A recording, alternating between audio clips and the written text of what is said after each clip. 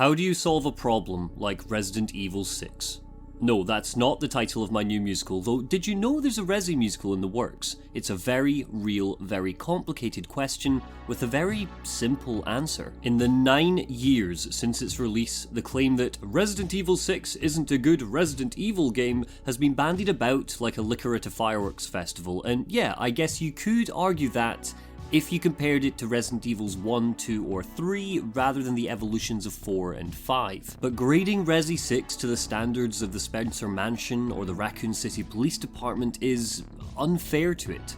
Of course, we all would have preferred an isolated, dread-inducing survival horror to the cinematic sillies that we got. And of course, it's deserving of its status as the black sheep of the Resi family, but there's an admirable attempt to carve out different playstyles, atmospheres, and vibes in each of its campaigns. It's a clusterbomb of quick-time events, Michael Bay-level explosions, waves and waves of interesting monsters to shoot, and bombastic, exhilarating set pieces. Where Resident Evil 5 felt confused about what it wanted to be, absently ticking off horror tropes while underpinned with military shooterisms, Resident Evil 6, for the most part, knows exactly what its intention is. It's an action game. I know, you're shocked, what a take, but what if I were to tell you that only 2 of its 3 potential openings succeed in really selling this attempt at a new Resident Evil style? And as a result, this is going to be the trickiest TFTM video yet, because we're not going to be examining 1 opening, but 3. Oh, and shout out to my girlfriend, the Nubis Humanus, for recording this footage with me. What a trooper.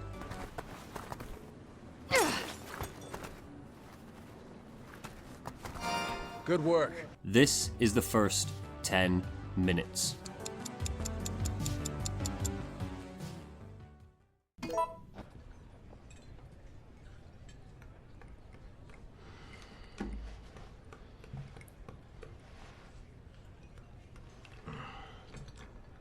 Another round. Ah yes, Writing 101. If you need to set a precedent that your character has hit rock bottom, start with a shot of an overflowing ashtray and empty beer bottles. It works for Resident Evil 3 remake, and it works here. The startling image of Chris Redfield sinking into a bottle, demanding another round from the bartender without so much as a please or thank you, is a captivating way of introducing us to our fallen hero. Contrasting it with Piers Nivens eating into a juicy, very bloody steak illustrates the darkness of this moment, but not as much as the handheld shots which continue to be used through all 3 campaigns. Resident Evil 6's action-packed visual storytelling owes 80% of its effectiveness to this choice. The quick cuts and casual sways of the camera are here to involve the player in the moment, to heighten the tension of this introduction, and especially to make the smooth transitions from gameplay to action-packed cinematic feel organic. And of course, it exaggerates the violent drama. You just need to look at this moment for evidence of how effective this can be. Despite having amnesia, Chris's muscle memory is presented to us with one of the locals trying to restrain him, and he flips the poor bald bastard onto the edge of a table. Cut, cut, cut, cut, cut, cut, cut. Previous Resident Evil titles, even with Resident Evil 5, would traditionally use long, indulgent shots, but Resi 6 wants to be fast and explosive even in its quieter moments to keep its energy consistently high. At the 3-minute mark, we get our first musical cue. The mention of the BSAA sparks a distant thought in Chris, and this track plays.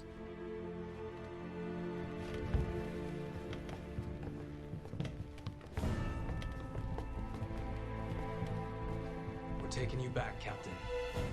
One way or another. It's a war theme. The gong of the bell as if signalling a call to battle, the slow, tragic string swelling in and out of the shot. It's reminiscent of the sort of tracks you'd recognise from the Medal of Honor games. Chris's campaign embraces the melodrama in its tone more than any of the others. This is the story of 2 bros who are going to take on the world together, goddammit. We see the ferocity in Piers' eyes reflect off of Chris as the drums kick in with 2 hard thwacks, and it translates a gritty determination that neatly moves us away from the sadness of a lonely, embittered Chris and into the world of the action hero. It ain't horror, but damn if it ain't effective action storytelling. It isn't long before Chris's campaign wraps its arms around the bang bang shooty shoot muscle man fuck yeah tone that will carry his story. We fade in on an exploding YIP with phraseology which is covered in bravado, HQ, Alpha Team, Mission. We're 5 minutes in and Chris's campaign hasn't even tried to pretend it's anything other than a fun-ass action game. Chris and Piers are backed up by 4 fellow soldiers who continue to bark orders at each other over comms while we work through the Chinese streets. Despite itself, it's hard not to feel a pregnant tension as they drop to the bottom of a construction yard, each floor covered in bullets to fully arm us for the gunfights ahead. As the team bust open the doors, there's a great fake out where they're immediately rushed by a local news team pressing close on Chris. For a split second, you squeeze the trigger button thinking this is it, the monsters are attacking, but no, Chris shoves the cameraman out of the way and pushes up the street. And what a street it is! Everything is on fire, military vehicles have formed blockades, explosions are abound at an average of 1 every 4 to 5 seconds, neon signs illuminate our path, making the carnage less shocking and instead immediately familiar to the player through dint of being oversaturated. All of this, mixed with the civilians running away from the danger but straight towards you, is used to force the player to mentally prepare for the fast-paced, enemy-heavy combat we'll see in the rest of the campaign. Playing in co-op makes the atmosphere even stronger as well. Piers and Chris don't just open doors, they kick them down together. With all the ammunition lying around and the fact that Piers and Chris have different weapons, it encourages communication with your partner to point out which bullets are theirs. The level design doesn't even pretend that it's anything but an on-rails third-person shooter. China is one big, weaving line that's simple to follow, and even if the player does get confused, Resident Evil 6 cleverly utilises your team of soldiers to guide you along to the next checkpoint. Even the classic Resident Evil monster introduction is breezy, lasting a total of like 10 seconds where our previous average was 30. Chris doesn't hesitate to shoot the Marauder before he even has a chance to speak, in direct contrast to how he's behaved in previous games. We see the Huavo's head explode, and the game transitions into gameplay by giving the player an immediate advantage. When control is handed back to you, the Huavo is still reeling from the bullet he took in the cutscene, encouraging the player not to be scared, but to just start shooting straight away. Our first 10 minutes comes to a close as we see a helicopter head towards the next checkpoint, taking us by the hand and ushering us along to the next boom boom set piece. Chris's campaign doesn't want the player to hang around. All of it is curated around blasting enemies away, and we see this as an enemy carrying a goddamn rocket launcher blasts our friendly chopper out of the sky. This works. It's effective.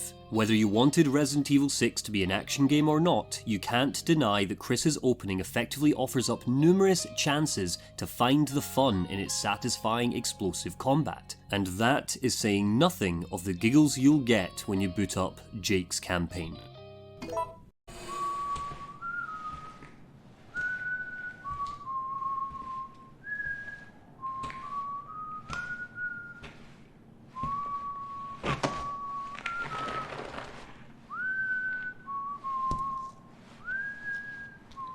Jake Muller has the most carefree opening of any Resident Evil game, and I'm including Resident Evil 4's Leon in that.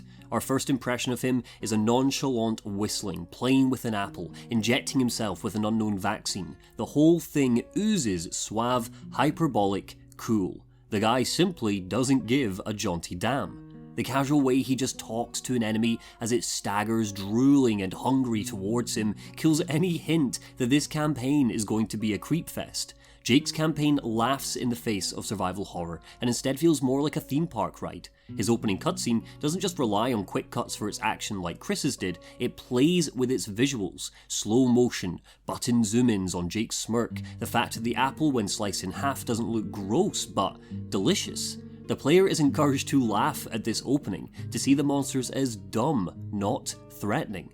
Want proof? Just look at the bloody Resi Quan Do Jake whips out to take down the monster. He doesn't keep his distance, he opens himself up to potential bites, he even puts his hand right over the enemy's mouth before flipping him over. There's no evidence that the monster's dead. He doesn't check, there's no double tap. He's just confident that his flurry of punches and a quick kick to the gut was enough, and through how jovial all of this is, the player is encouraged to trust in his judgment.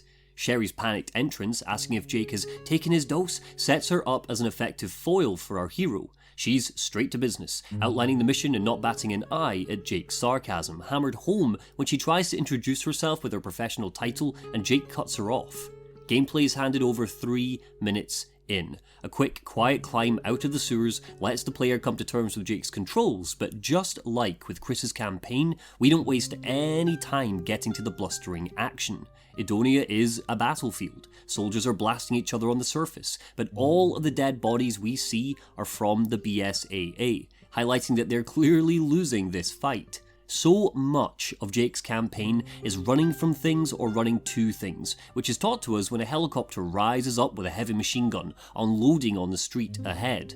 Because the first few minutes are presented as strong-headed, the appearance of this helicopter with a straight alley and hardly anywhere to take cover is the player's opportunity to test just how dangerous Jake's story is going to be. The fact that we're able to make it to the end of the street relatively unharmed signals to us a very simple answer. Not very. This is arguably the most important tutorial in the game. Jake and Sherry should not be afraid of getting shot because a good chunk of Jake's playtime is spent fighting armed insurgents rather than standard BOW monsters. Jake's specialty is in his hand-to-hand combat, reinforced by how limited his equipped ammo is at the start. With ridiculous animations, pile drivers and flips and kicks, you're encouraged to play with the Resi Kwon Do. Why are you here? Your blood. What, are you the Red Cross or something? We've already had it introduced to us in passing that Jake is a mercenary, but this scene is as effective a setup as any for his story. It's exposition heavy, true, but Sherry's straight-faced explanation that the C virus has been released and Jake's blood could be the key just for Jake to offer up a pint in exchange for payment is convincing. It's a testament to Resi 6's surprisingly affecting character writing that the two are so solidly portrayed as opposites at the start, so they can come together through their shared pasts later on. It just overtakes Chris and Pier's bromance for being a relationship you can't help but care about, and a lot of the reason why is because of this introduction. Jake and Sherry's campaign has the greatest emphasis on co-op out of the three. The pair regularly split up. Jake needs to use his acrobatic skills to swing and somersault on poles to get to unreachable areas, and Sherry, being lighter, needs to be scooped up ledges to open doors and pathways. And this is as sensible a place as any for Jake's 10 minutes to come to a close. The experience of playing with a friend rather than solo is night and day, and it's what makes me forgive Resi 6 on the whole, where I struggled to with Resident Evil 5. 6 was built from the ground up to be played together, where Resident Evil 5's partner system felt like an afterthought. Both Chris and Jake's campaigns have a real emphasis on cooperative play, which keeps the shooty bang bang time a frenzied joy to play through. It's just a shame that Leon's opening has none of that same joy. Stay right where you are.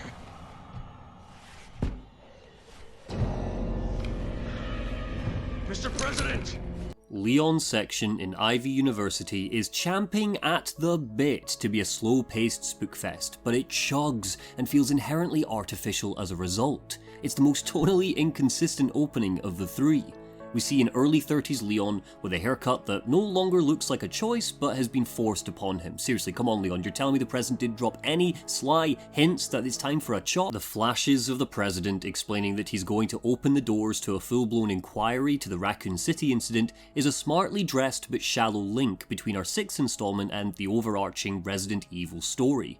Resident Evil 6 pitched itself as the ultimate conclusion to its lore. It's going to be the first time we see Leon and Chris share a game. It's got the son of longtime baddie Albert Wesker in it. The villains are working for a group called Neo Umbrella. Resident Evil 6 weaves a full conspiracy across its many campaigns that it wants to convince us has relevance to the titles that we love. And while this is a solid enough means of keeping our opening feeling tight and compact, it unfortunately draws attention to one big issue: Leon's hesitancy as he points a gun at President Adam Benford. Because Resi 6 reminds us that Leon has been through all of this before, it's hard not to scoff at the fact he hasn't already put 2 bullets in the back of this zombie's brain, regardless of whether or not he's the president. When we saw Chris Redfield reach out to help a Majini in Resident Evil 5, there was at least some suspension of disbelief there. The Majini was in pain and didn't look like a monster just yet, but all the shaky cam in the world can't stop Leon's behaviour from disassociating him from the player here. What is effective though is the pained transition we get from him calling the zombie Mr. President before finally shouting Adam as he shoots him. It reinforces that President Benford wasn't just Leon's employer, he was a good man. He was his friend. where the promo materials tried to pitch the Resident Evil 6 experience as having 3 different tones: survival horror, action horror, and roller coaster chase sequences, the music tells an entirely different story. The tinkling, delicate tune which plucks over Leon and Helena speaking to Hunnigan is more similar to a political thriller rather than the groans, echoes, and drones we commonly see in survival horror titles. These first 4 minutes are perfectly harmless though, all things considered. The clinically insane storyline and storytelling in Resident Evil 6 are where a lot of the fun is to be had, trying to navigate the interconnected web of clones, zombie fog, and T-Rexes, oh my! But where Leon's opening crumbles like a hobnob biscuit is when gameplay is handed over to you. You are forced, for the first time in Resident Evil history, to walk at a snail's pace. You can't aim your gun, you can't fire a round, there's so much trapping the player, and as a result, it makes any attempts at dredging up a creepy atmosphere feel clinical, like you're on rails. It's the same issue we saw back at the start of Resident Evil 3 Remake. When the game arbitrarily swaps game mechanics in and out, there's no bedrock of consistency for the player to compare the moment-to-moment gameplay to. If you hear a loud bang or an ominous groan, it's undercut by the fact the game won't let you defend yourself, so the player knows that these are all fake threats, which won't actually burst out to hurt Leon. The university itself is the worst crime the game commits. Leon's campaign is set up to take place in this large, archaic, dimly lit building, isolated from a nearby town like the Spencer Mansion was. And in a Resident Evil game that wanted to revise its roots, this could have been a really interesting setting to navigate for a full experience. There's so much potential here. Creepy paintings of old deans haunt the walls, large lecture theatres, classrooms where puzzles could have been scrawled on blackboards, but none of it gets enough time to be capitalised on. And that's saying nothing of the camera. Sweet Jesus, the camera! Because Leon's opening is so forcibly slow, the game can't help but notice that the camera is skewed. It's angled down at Leon's lower back, facing upwards towards the roof rather than straight ahead, and this is at odds with all attempts to engender a creeper vibe. Because the camera is constantly forced up at a 45-degree angle, the player can't drink in much of their surroundings. All of the little details get lost because your eyeline isn't drawn to the puncture balloons or ominously ticking clock. Instead, they're staring at a barren ceiling. We trudge along at the pace of a stone snail, so our 10 minutes surprisingly comes to an end with us reaching Mr. Suit, who doesn't get a name, meaning any discerning player will immediately know that he's going to die, killing all tension. He squawks like a bird that his daughter is lost somewhere in the university, and Leon and Helena agree to help him look for her. My daughter, she's all alone. If we don't do something... All right, I get it. But if you don't keep it down, you won't live to save her. You understand? All of Leon's earnest naivety from Resi 2 and his cheesy wit in Resi 4 have been shelved in favour of this new, gruff Leon who tells civilians to shut up and speaks in a tone of voice I'm personally envious of, but just like Leon's awful, again, look at this horrible haircut. It feels imposed, unnatural. Everything we have seen so far, the darkness of the university, the forced slowness, the locking off of mechanics, and yes, the oh so serious, edgy Leon, all combine to explain why Leon's opening fails where Chris and Jake's succeed. Leon's takes itself too seriously. It isn't in on the joke. Thanks for watching. This is part 6 of 7 in a breakdown of the openings of the mainline Resident Evil games in advance of a full critique of Resident Evil 8 next month. We've just got Resident Evil 7 next, and after that, a sillier release where I try to explain the full lore to my friend who hasn't played the games. If you like what you saw, drop a like or a comment, or hell, even subscribe, and as always, take care.